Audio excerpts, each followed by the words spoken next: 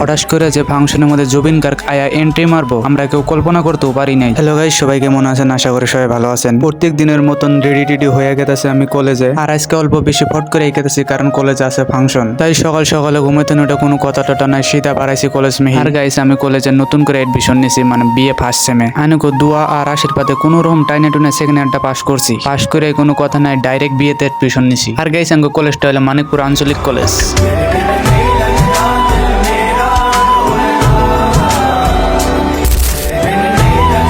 তো গাইস, কলেজে যাই ভালো লাগতেছে না কারণ মাল টালে তো ফট করে আহে না, তার জন্য বললাম হাই রোড। যে জায়গায় মাল নাই সেই জায়গায় আমি নাই।